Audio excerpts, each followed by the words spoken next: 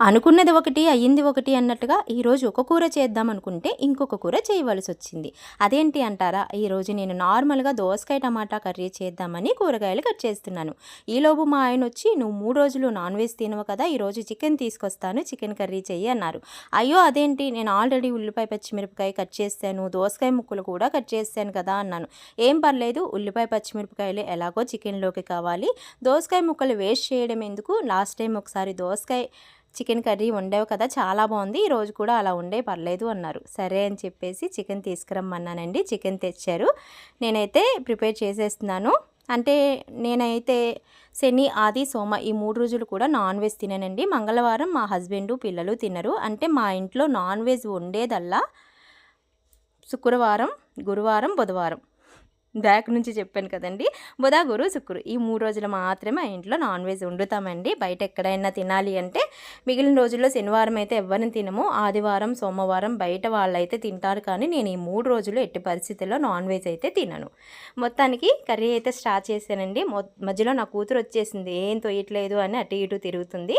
సరే అని చెప్పేసి వీడియో మా అబ్బాయి తీసాడు ఇప్పటి వరకు వీడియో. ఆ వీడియో ఫోన్ నేను తీసుకొని కూర దానికి అప్పచెప్పానండి. కంచంలో అన్నం పెట్టి కూర వేసి తిందురండి అంటే వాళ్ళకి ఎలా తెలుస్తుంది చెప్పండి, ఆడపిల్లలు కదా. అప్పుడప్పుడు కూరలు నేర్పించాలని నేను చాలాసార్లు చెప్తూ ఉంటాను. నా కూతురికి ఆల్రెడీ చాలా కూరలు నేర్పించేసానండి నేను. సరే దోసకాయ చికెన్ కర్రీ కూడా నేర్చుకుందులే, నువ్వు ఏం తొయ్యట్లేదు అన్నావు కదా అన్నాను. మనం ఎప్పుడు ఏం వేస్తున్నామో, ఎంతవరకు కుక్ చేస్తున్నామో, ఎంత వేస్తున్నామో వాళ్ళకి చెప్పడం కన్నా కూడా చక్కగా దగ్గరుండి ఇలా వాళ్ళకి నేర్పిస్తే వాళ్ళకి గుర్తుండిపోతుంది కదండి. వాళ్ళు చక్కగా వండుకోవాలన్నా కూడా చాలా సింపుల్గా గుర్తుకొస్తుందన్నమాట. సరే అని చెప్పేసి దాని చేతితోటే వండించానండి. దోసకాయ మటన్ కర్రీ కూడా చాలా బాగుంటుంది కదండి. మటన్లో ఇంకా ఎక్కువ వేస్తారు కదా, గోంగూర, చింత చిగురు, మామిడికాయ ఇవన్నీ వేసుకోవచ్చు, ములక్కాడ, చిక్కుడుకాయ ఇవన్నీ వేసుకున్నా కూడా బాగుంటుంది కదా.